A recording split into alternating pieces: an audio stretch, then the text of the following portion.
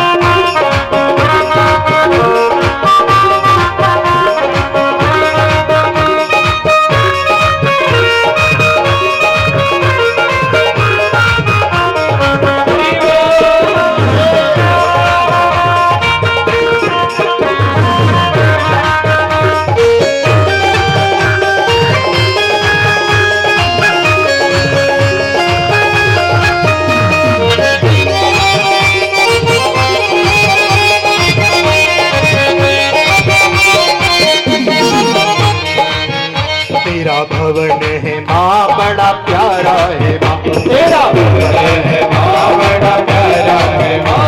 तेरा भवन है माँ बड़ा प्यारा है माँ। तेरा भवन है माँ बड़ा प्यारा है माँ। ऐसा भवन न देखा है ऐसा भवन न देखा हजारों में। ऐसा भवन न देखा हजारों में। ऐसा भवन न देखा हजारों में। भैया मेरा दिल हो गया पहाड़ों में।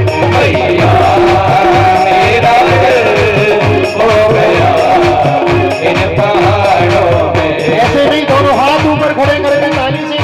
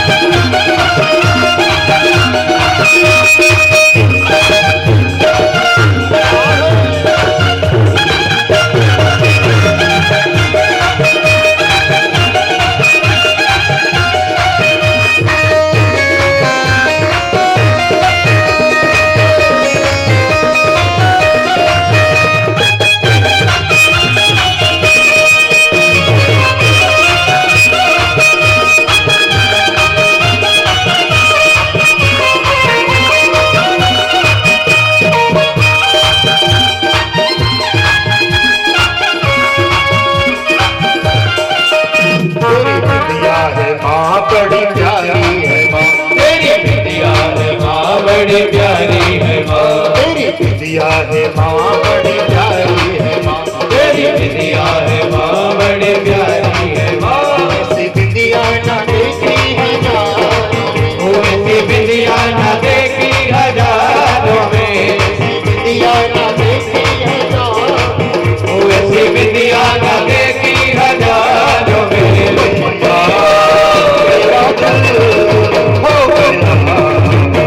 पहाड़ों में भैया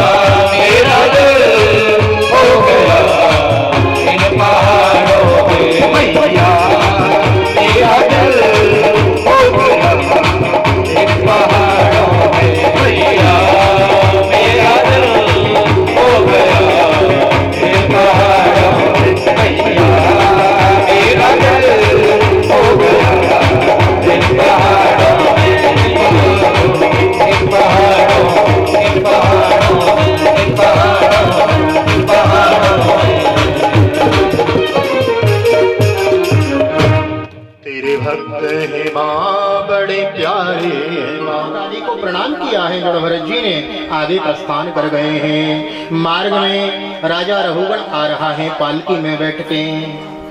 सिंधु सौवीर देश का राजा रघुगण पालकी में बैठ के आ रहा है। 4 कहार पालकी चला रहे थे। एक अस्वस्थ हो गया, बीमार हो गया। बोला राजा मैं अस्वस्थ हूं, आपकी पालकी चलाने में असमर्थ हूं। राजा ने कहा सारा राज्य हमारा ही तो है, कोई हष्ट पुष्ट तगड़ा पुरुष मिल जाए लाके पालकी में जोत दो।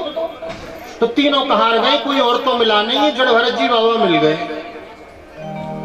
ब्राह्मण कुल में जन्म लिया था तो अच्छा महाराज हष्ट पुष्ट का शरीर था, तगड़े बाबा मिल गए, लाके पालकी में जोत दिया। अब भरत जी महाराज तो संत हैं, संतों का नियम होता है चलते समय संत धरती की ओर देख के चलते हैं, कोई चींटी चींटा मेरे पग के नीचे आके मर न जाए, कोई जीव हत्या मुझसे न हो जाए। संतों का नियम होता है धरती की ओर देख के चलते हैं। पालकी चला रहे थे, देख रहे थे नीचे मार्ग में कोई चींटियों की लाइन आई, और जैसे ही चींटियों की लाइन आई तो इन्होंने सोचा यदि मैं इनको दबाऊंगा तो ये मर जाएंगी और मेरा ज्ञानी होना तो व्यर्थ है। सो महाराज इन्होंने क्या किया, तो चींटियों की लाइन जैसे ही आई ना तो ये उछल पड़े, और जैसे ही उछले ना तो राजा पालकी में बैठा हुआ था। तो विचार करो पालकी चलाने वाला जो उछलेगा तो बैठने वाले की क्या स्थिति होगी। राजा का सर धम्म से बल्ली में टकराया, चोट आ गई राजा के। डांट के बोला ठीक से पालकी चलाओ। तीनों कहार बोले महाराज हमारा दोष नहीं है, हम तो ठीक ठीक चल रहे हैं, ये जो मोटा ताजा बाबा आके लगाए ना यही ज्यादा उछल कूद कर रहा है। तो पालकी का पर्दा हटा के रघुगण कहता है अरे ठीक से पालकी चलाओ। जड़ भरत जी ने ऐसे इशारे में गर्दन हिला दी, ठीक है अब गलती नहीं करेंगे। कुछ कदम और आगे गए, फिर कोई चींटा जीव पग के नीचे आया, फिर उछले भरत जी महाराज, और इस बार उछले तो फिर राजा के सर में चोट आई। अब तो राजा कुपित हो गया, और कुपित होके बोला पयोदितम प्रलब्धम भरत समेत्या दत्त वीर भारो, इतने मोटे ताजे नजर आते हो, इतना हष्ट-पुष्ट तुम्हारा शरीर है, बलवान नजर आते हो, मेरी पालकी तुमसे चलाई नहीं जाती? क्या मेरी पालकी को ढोने में तुम्हें बोझा लग रहा है? क्या कारण है, क्यों उछल कूद कर रहे हो? ठीक से पालकी चलाओ, नहीं तो ऐसी तुम्हारी चिकित्सा करूंगा। चिकित्सायाम दंड पाणी रिव, ऐसा दंड दूंगा, ऐसी चिकित्सा करूंगा तुम्हारी कि जीवन भर याद रखोगे।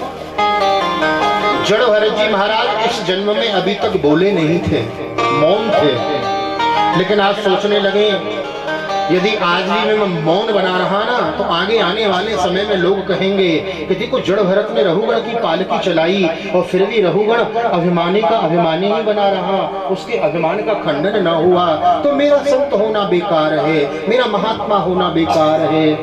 साधु कौन, जो दूसरे के बिगड़े हुए कार्य को साध देवे, वो साधु है। वो संत है जो दूसरे के बिगड़े हुए कार्य को साध देवे, जो दूसरे की बिगड़ी हुई राह को, उसके मार्ग को भगवान की ओर प्रशस्त कर देवे, वही तो महात्मा है। मेरा संत होना मेरा व्यर्थ हो जाएगा आज यदि मैं नहीं बोला तो। अब तीसरी बार फिर कोई कीड़ा आया पग के नीचे, और इस बार फिर उछले जड़ भरत जी। अब तो राजा के सर में इतनी जोर से चोट आई, कूद पड़ा पालकी से और हाथ पकड़ के कहता है मैं तुम्हें दंड दूंगा, सावधान। जड़ भरत जी बोले ब्राह्मण उवाच, अरे राजा तुमने कहा कि मैं मोटा हूँ, हष्ट पुष्ट हूँ, तगड़ा हूँ।